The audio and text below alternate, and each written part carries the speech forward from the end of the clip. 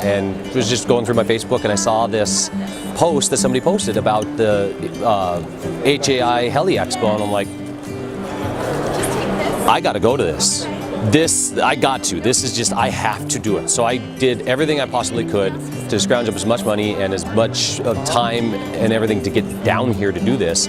Got onto the Heli-Expo website, signed up for the military to civilian course that they were offering for free, because that was what they were talking about in the post on Facebook. And as I was reading through it, it's like, okay, this would be some great information, I hope, because I had a little bit of information. What I thought at the time was actually a lot of information.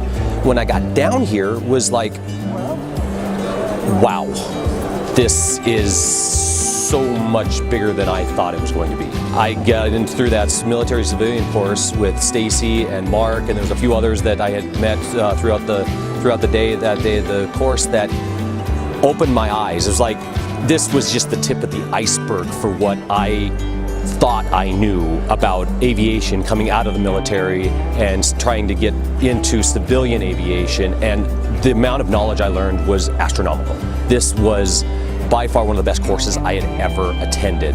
Even in my military career, there were some great courses, but this topped them. This was stuff that I wish we would have learned when I went through walk school and during our officer basic courses that we had to go through flight school.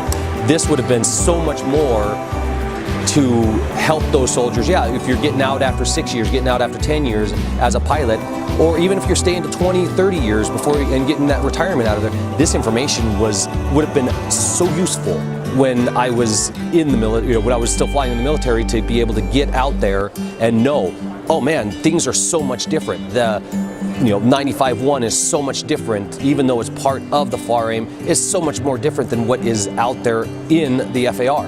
And getting into those, getting that information and knowing, me, I should have been keeping a better logbook, or keeping a logbook and not just letting my 759 do it, not letting my operations people do it.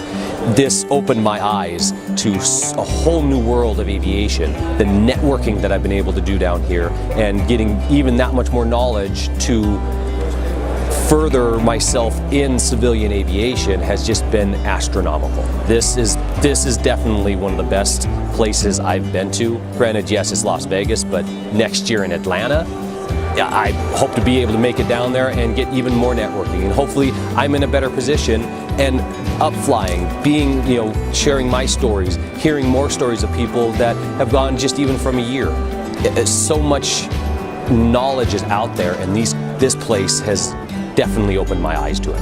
When I got here, I was a little intimidated. I was excited to get off the plane. I'm like, man, this is going to be great. And then I walk into the exhibit hall and everything, and I'm like, whoa, I might be out of my league here. This is just a little bit intimidating. And then starting to talk to people and getting a little more comfortable and getting a lot more knowledge, getting those questions that I had when I came down here answered, which opened up a whole new box of questions to ask and to start getting that knowledge. These people here are so knowledgeable in civilian aviation, and for anybody that is coming out of the military, whether you've got 6 years in, 25 years in, 200 hours, 2,500 hours, this place is going to answer a lot of your questions. It's going to help you further your career in civilian aviation from what you already learned in that military. This has just been the best experience I've had.